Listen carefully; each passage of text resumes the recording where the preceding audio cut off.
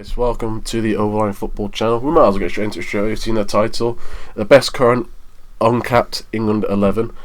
I'm looking forward to this video. There's a couple of surprises you may think it should be in the squad at all, or some people you might have never heard of before. So let's get straight into it. We're going to start off with the goalkeeper. He's been in about 4 squads now. He's in the Euro squad as well as a last minute replacement. It's the Arsenal #1 Aaron Ramsdale. Arsenal #1 now, yeah. It's mad. 15 England under 21 caps. I'll say Arsenal's #1 now. Considering Sam Johnson's getting England caps in the Championship for West Brom and he isn't starting for Arsenal, you'd only imagine it's going to be a time soon where he's going to represent England. This is I think this is interesting to do, and the reason I think this is interesting to do is because at the moment positions in the England squad are so competitive. Yes. Amongst some absolute world class talent, you know, just for one position. I mean, you look at the amount of right backs we've had in the last couple of years, and obviously there's one on this list that we'll move on to. That could have been a nice segue actually onto who we're picking, but the fact that these aren't getting caps, some of these players, is probably a good thing, because some of these players on the list are genuinely average players at best. So the fact that we have now got world-class players in each position is something I don't think we've said for an England team since the likes of Rooney, Gerald, Lampard were all in that team. And obviously the success is mirroring that on the pitch. Well, obviously we got to Euro 2025, didn't we? Yeah. And you expect that was that since we last recorded a video? When was the last video we recorded? did last video we recorded. So this was in the semi-final, Denmark. There'll be a couple more videos we're doing before this, but last video we recorded was our thoughts on Cristiano Ronaldo. So we recorded this we didn't for the even international break record kind of the thing England now. stuff, did we? Now? So we're recording this for the international Probably break. so gutted, weren't we? We did do one for the. I can't remember. I have to double check if it comes to it. But I remember doing Ronaldo video, secret shirt video, Euro 2020 predictions kind of thing. That's what we did. Reacting to it, didn't we? Yeah. So. No, we did actually. We reacted to our Euro 2020 predictions we did in the end. Yeah. And also we did our Premier League predictions recently as well as our secret shirt cover boxing. So everything's on our trade. Check that out. But. Yeah, sorry, moving back on. Aaron Ramsdale. No, that's right. Yeah, Aaron Ramsdale. Aaron Ramsdale splits opinion, because of course he was at Sheffield United and they went down. Bournemouth as well, and they went down as well. So you expect Arsenal to go down this season? Then? Yeah, maybe. But obviously in the last couple of games I've not really watched Arsenal too intensely. But from what I've heard, he's been pretty good for him. Yeah. And you know, displacing Bernd Leno is no easy thing to do. So.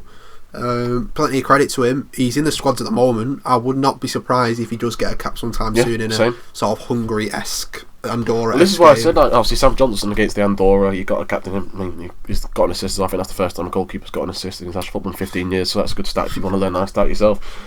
So I mean, against a team like Andorra, who are pretty much, I say, about League 2 standard for me personally, you know, everyone's surprised against the cap in those games, and some of the players that played those games as well weren't obviously your first choice players, I'll say that. So Aaron Ramsdale we've gone for as the best goalkeeper. Right back now, which is what you want to segue, obviously the man who pretty much has been unlucky with the way, we've talked about already how depth we are in the right back position, is Aaron Bissaka. Obviously as well, he can represent the Democratic Republic of Congo as well. Obviously he has not at this stage. More likely to though, right? We'll find out. He's made 3 England under 21 caps. I'll say that now. He's made 3 England under 21 caps. He obviously signed from Crystal Palace. Man United signed him. He's pretty much the starter for Manchester United now. For right back, I don't see David Locke getting him in time soon. I say that personally. And like we've said already, it's just unfortunate for him that. I mean, I think out of all the defenders on this list in terms of right back to have an England squad, I think he's better defensively. But going forward, I think all the rest of them are a lot better. I'd say. Yeah. I'd say he wouldn't fit well at right wing back. He really splits my opinion, and I think it changes most weeks with Aaron Wan-Bissaka. Because I don't know, maybe it's because I watch Kyle Walker as a Manchester City fan every week. I think he's been fantastic for so many years, and his longevity has deserved a place in an England squad. Kieran Trippier, every time he's pulled on an England shirt, credit to him. Every time he's been doubted in a major tournament when he's been picked, he's been fantastic. He was in the Euros, was in the World Cup, and of course Trent Alexander-Arnold is probably the best right back in Europe. So you know, he's very unfortunate that he's behind 2 very experienced pros and 1 excellent youth product. But that's why I think he'll end up representing Congo if he does want to represent a country. Well, what's he representing Congo now? He could easily represent Congo now already. So that's why I got a feeling he's still waiting for that call for England personally. Anyway, I think. Yeah, I think he's holding on to it, but it would take an injury, and then what he must be thinking. Even if it took an injury crisis, say Walker and Trippier are injured, and he gets in there with Trent. What happens when Walker and Trippier come back? They just go straight back in ahead of him, don't they? So. And he can't. I don't know what it is.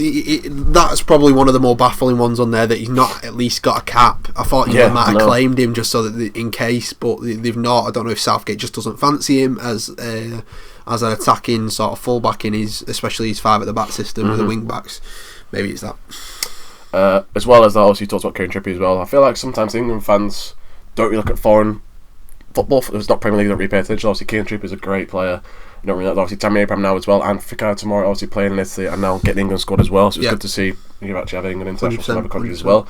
But like I said, I remember Saka. I saw a lot of people of him to be predicted actually in the Euro 2020 squad in general. So for him not to get in that squad and not have a cap in general, still quite baffling to me. Obviously, I like to Ben White and Ben Godfrey have got caps for England now as well in that defensive positions. So it does surprise me that Aaron Wan-Bissaka still not a cap for England. So. There's a few that I know a mate of ours is a really big advocate of him. So a few are like baffled as into why he's not got in there. Obviously the argument was that he was, like you said, he was a better defender than any of the ones in the squad, but maybe that's not key to a right back in the modern day. Maybe defending is probably like third on the priority. I feel like as well he's, compared to the right backs we've got in the squad, they're a lot more versatile, and I'll say Aaron Wan-Bissaka is. Aaron Wan-Bissaka's I've not seen Aaron Wan-Bissaka play anyway, but right back you've seen Trippier play across the wing backs, seen Walker play centre back and right back, Arnold playing centre mid and right wing back and right back as well. I feel like Aaron Wan-Bissaka is the less versatile of all four of them. Who at the moment on form, who would you say is the best 3 right backs in the Premier League? I'd go Trent Alexander-Arnold, João Cancelo and Kyle Walker. Right. I know Cancelo plays as left back, but also we all forget about Reece James as well. But even throw Reece James in there, right, as the 4th. If I said to you what are their best qualities, you'd say they're attacking qualities, right? Yes. No one talks about defensive qualities with right backs anymore. It's not about that. It's about being able to create something going forward. And unfortunately, Wan-Bissaka doesn't have that in his arsenal, and that is why in a Southgate squad he's not getting to it. Next one we've gone for now is personally my pick, the Brighton centre half Adam Webster. I've seen him play for City for a full season. A ball playing defender who had pretty much in a very good Brighton back line, and we've seen very well in the table, currently 4th in the Premier League as of time of recording. Fit very easy into Southgate squad in terms of the ball playing defence. That's come out similar to Maguire and Stones, as in they come out the ball in the box. Yeah. For me, if Brighton carry on the form of the season, it's not going to surprise me. Considering some of their centre halves that are in the England squad now getting on a little bit, for example, but we've got some young lads coming through like tomorrow as well now. Ben White. Yeah, so it wouldn't surprise me now. He was massive in that Brighton back line, wasn't he? So it wouldn't surprise me now to see Adam Webster possibly sneak one in soon. But I mean, obviously he's just really got injured as Adam Webster has, so he's not going to be the next one. I know that for general. But in terms of this Brighton team, who are currently doing really, really well on the table, I wouldn't surprise to see one of their back lads. Obviously, like you said, who's on Ben White was obviously at Brighton at the time before we signed for Arsenal when he got in the Euro 2020 squad. So it's not going to surprise me if started to see Adam Webster perhaps make it into the England squad. No, what I would say is, like I've just said about Wan-Bissaka, it's probably the opposite with Webster, because Brighton, under Graham Potter, play a sort of attacking style of play and a sort of play it from the back type of thing, which is obviously a more modern day approach.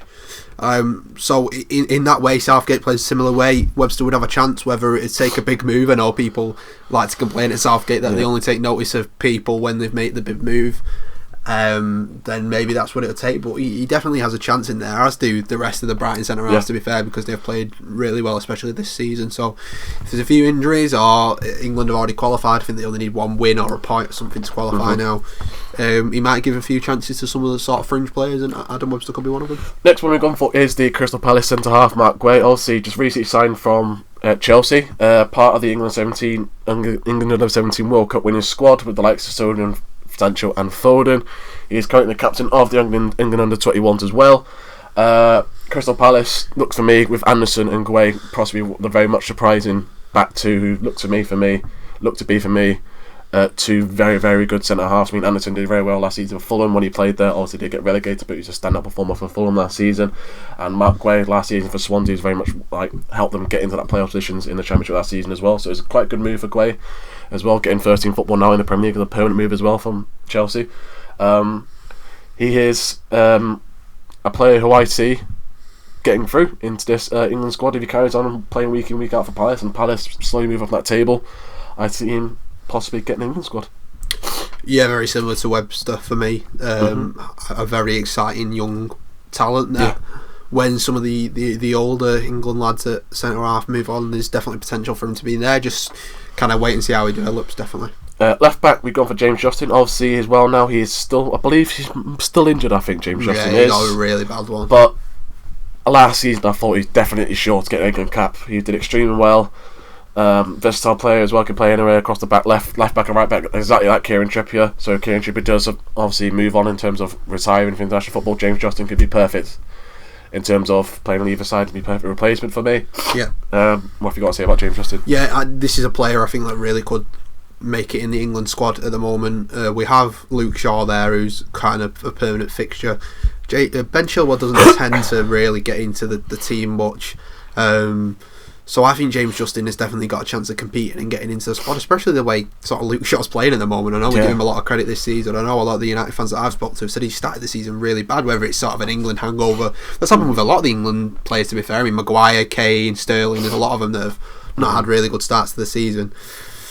So, he's a very talented lad. Let's just hope that the injury hasn't affected him too much, because we know bad injuries like that can affect a player badly. Centre mid now, Curtis Jones. I've seen a couple of people now say you expect him to be. I saw yesterday. He said expect him to win a Ballon d'Or in the next 5 years, which I think is just absolutely absurd to me. But anyway, gotta rate the confidence. Curtis Jones obviously starting in midfield now for challenging Liverpool this season. England in the England 21 squad. I feel like it's only a matter of time for me with the Premier League experience he's getting now the past 2 seasons that he gets a call up for England. What is your thoughts? Was he? I know we'll come on to the other to what I'm just going to say in a minute. But does Harvey Elliott? Was Harvey Elliott not starting over Curtis Jones before he got Curtis his Jones injury? in centre mid. I feel like Harvey Elliott was rotating in the front previous Jota, Salah, Mane and Firmino. Right, I thought he was in the centre mid because when he got his injury, he was playing in the midfield three, so maybe he just dropped back for that game. But no doubting Curtis Jones is a talented lad. The problem with all these players is that there's incredible amounts of competition in that centre mid spot. I mean, we did a video probably about a year ago now debating out of Mount, Foden, Maddison and Grealish, didn't we? Yes. Who the best free options if England could take free, and obviously they didn't take Maddison in the end. But Maddison, of course, is still a quality player, and you think you've got Saka that's coming to that. There's another lad that we're going to come on to in a minute that's coming to that too. So Curtis Jones has just got unbelievable competition, which is unfortunate for him and the next person. Yeah, so I've said maybe going forward, Oliver Skipp. He can also play in a holding role as well, so similar to Declan Rice, perhaps in the England squad. Obviously, Oliver Skipp was extremely impressive on loan at Norwich last season, winning their Player of the Year. Pretty much helped them get promoted and come as champions again back to the Premier League. Like I said already, plays as defensive midfielder as well. Ability to read the play and win the ball back is probably his best way of playing for me personally. Yeah. Well, sorry, just before you finish, would Oliver Skipp not be more likely to be in competition with Calvin Phillips more than the likes of Phil Foden and Jack Grealish and well, that's why I said as well he can play as more defensive midfielder compared to like the other lads. Obviously, like we said about the Camden positions that we said, you could pick 3, and what we talked about it before the Euros. For me, Oliver Skipp will be like the Calvin Phillips, and that's what I said Declan Rice originally in terms of that holding midfielder role. More Calvin Phillips or more Declan Rice for you? I mean, I didn't say Calvin Phillips because he wasn't in the last England squad, so I'm comparing to the last England squad. Yeah, so like if you're comparing him to the world, the Euro starting 11, is he more of your link between Declan Rice and Mason Mount, or is he the link between the defence and the midfield? I don't see an England squad personally without Declan Rice in, so I'll take Calvin Phillips out then. So I'd say compare it to last England squad. If he was going to be in there, that's where his role was going to be. But like I said, he's started quite well as well for Tottenham this season. I think he started nearly about 10 games now as well. Yeah. So, like I said, he got 2 very, very exciting centre mids coming through as well. But the amount of good talent we have now in the England squad is going to be interesting to see. But obviously, like we said, injuries can play a part in anyone's career, and he could find his way in the squads. Left mid now, Damari Gray. Probably Everton's best player so far this season for me. 100%. Just 1.7 million from Bayern Leverkusen. Scored, I think now 3 or 4 goals now this season. He's got definitely for Everton. But for me, he's personally surprised me how well he's done. Obviously, he's signed from Bayern Leverkusen. He only spent 6 months in Germany, so it's a bit of a weird one. Yeah, he didn't really get going. No, he didn't. I'm trying to think he signed from. Is he signed from Leicester, I believe? Leicester, yeah. To Bayern Leverkusen now. Obviously, then he signed back for Everton. But for me, I feel like I said, it's been Everton's best player this season. Him and Townsend on those wings really making a statement for Everton this season, hopefully trying to get them into a European place as well as Richarlison up top as well, really making a difference to them. What have you got to say on Emile Gray, huh? Yeah, really impressed me how central he's been to everything Everton have created so far this season. I think in particular, watching him boss the game the way he did at Old Trafford, of course. Yeah. You know, there was other players like that. Decore, of course, was excellent, but his confidence has improved tenfold to when I last saw Emile Gray in the Premier League. I don't know what happened in the 6 months in Germany. He didn't really get going, but he's come back to the Premier League and he's just kind of got a fresh start. And you know, the lad has got incredible natural ability, and he's sort of Sancho-esque the way he takes players on and how confident he is in his own abilities. And look, his stats are backing it up now for Everton. Like you said, him and Andros Townsend on the other wing are combining really nicely. Again, like everyone, the competition for places makes it incredibly difficult for Emile Gray to get in. He's just got to make himself impossible to ignore if he does want to get a chance, basically. We've gone the other wing now, so the right mid now we've gone for a West Ham winger, Gerald Bowen. Very exciting player for us, who makes an impact definitely when playing for West Ham. Backed by his teammates like Pablo Fornals, winning a cap in the future. Like we said already, it's difficult in the amount of world-class talent we've got in the England squad to get a consistent amount of games. Really, perhaps in the England squad, for example. But if he gets the consistent amount of games he's doing in this very impressive West Ham side, then I don't see why Southgate can really take him off. Obviously, he likes Sancho as well, not performing extremely well in the Premier League, but yet getting call-ups for England. And if they carry on doing well, Gerald Bowen, I don't see why he can't possibly make it into the next England squad, perhaps. So very similar to Emile Gray. He's got to, like Tammy Abraham did for the last squad, he's got to make himself impossible to ignore. Tammy Abraham had scored so many goals for Roma and made such an impact coming from Chelsea to Roma that it was impossible for Southgate to ignore, and he had to call him up, even though his normal call-ups, I know he was injured, would have been like Dominic Calvert-Lewin or Callum Wilson or, you know, them sort of players.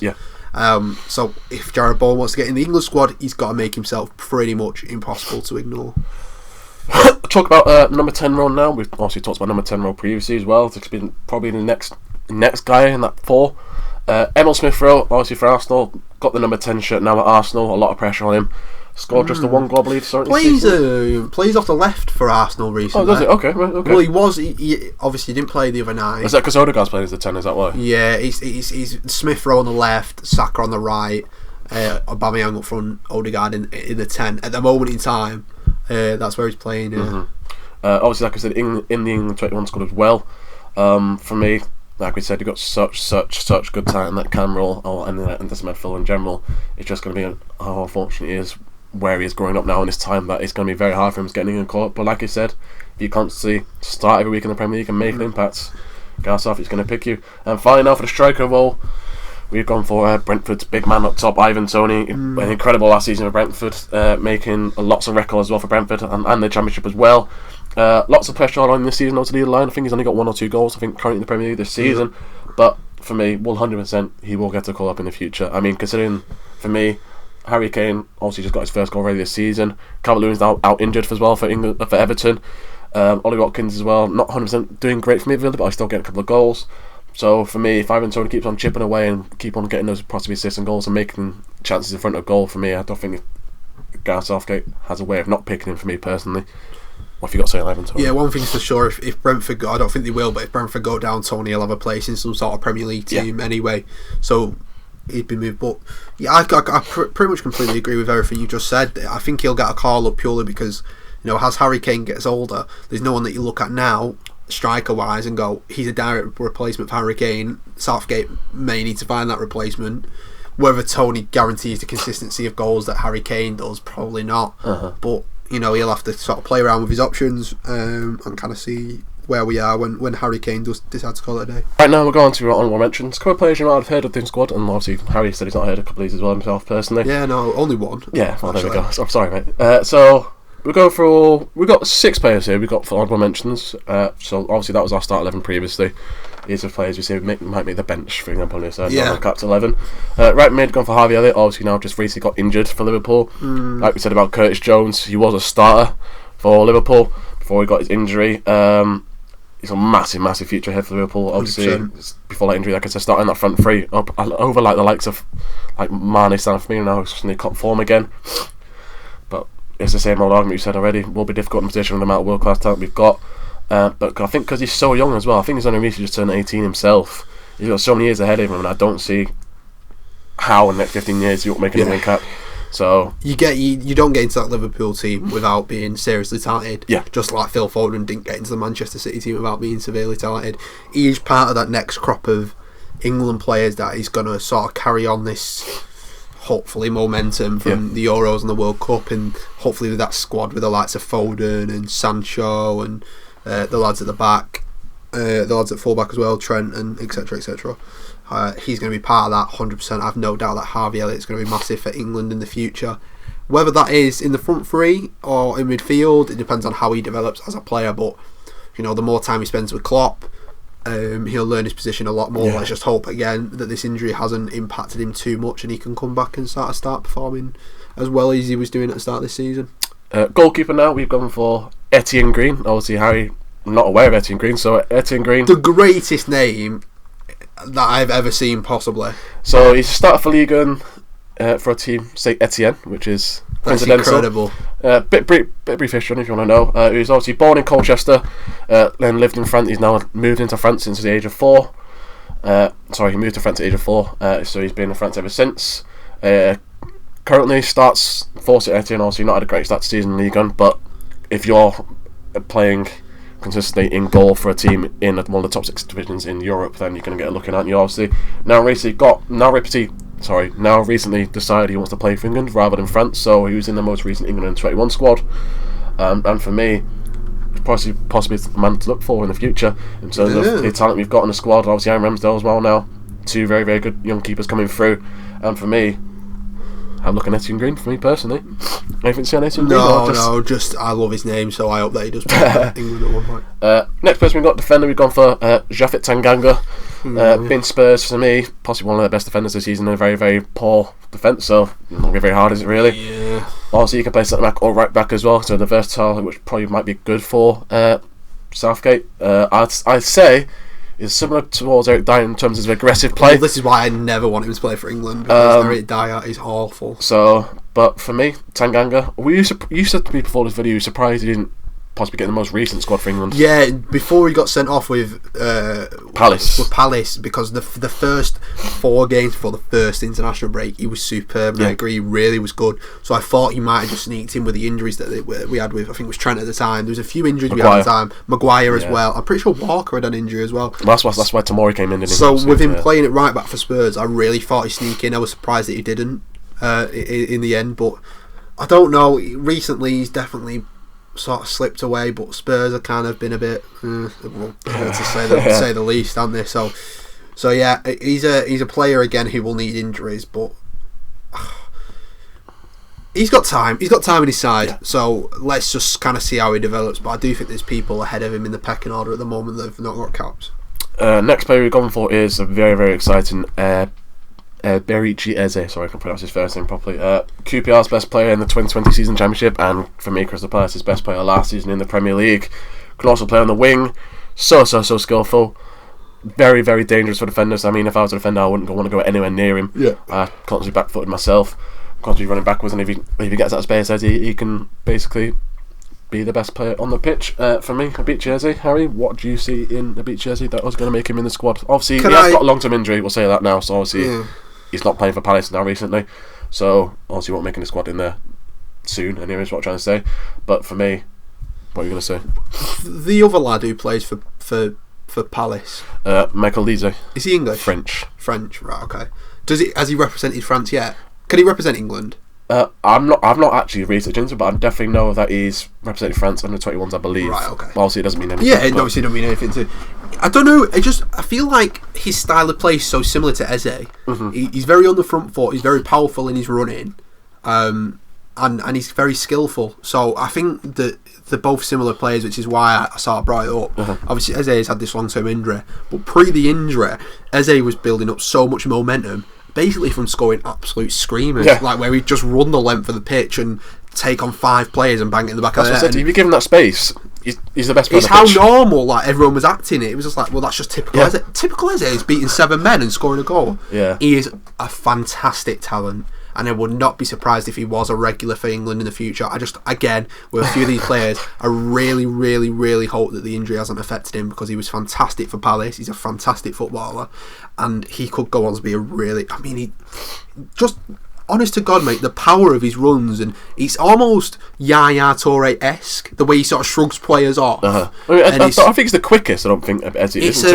But what's the word? It's graceful. It doesn't look like he's breaking stride. Right. You know what I mean? Like it's so easy for him. It doesn't look like he's breaking stride with the ball. He's not clunky with his dribbling. His dribbling's very neat and close control. His technical ability is second to none for me. So I really hope that he can come back and start playing regularly again for Palace sooner rather than later. Yeah. Striker now we've gone for Adam Armstrong. Obviously scored his first game with Southampton, not scored since. He recently signed for Blackburn Rovers. He's been their best player in the past 2 seasons for Blackburn in the Championship.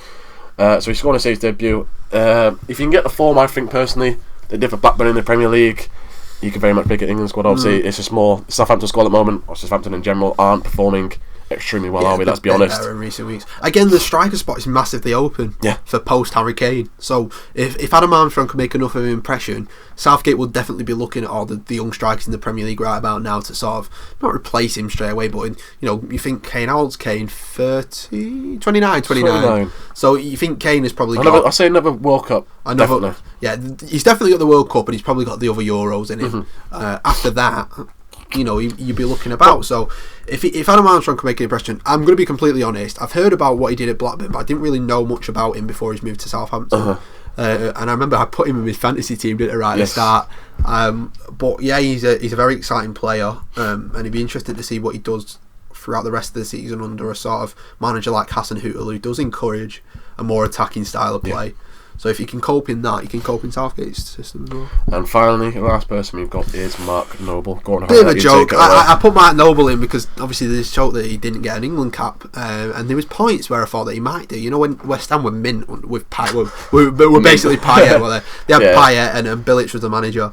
I was surprised he didn't even get like a, what do you call it? In the provisional squad, like a pity call up, right? Just because it was near, because we've seen plenty of players get pity call ups in the past. You know what I mean? Bloody hell, there's too many to name. A lot of strikers basically that have ended up scoring on the debut, and then we've never seen them again, sort of thing. David Nugent, another one. David Nugent, but he smashed it in from 2 yards, didn't he? I'm pretty sure. Well, his goal's a goal, innit?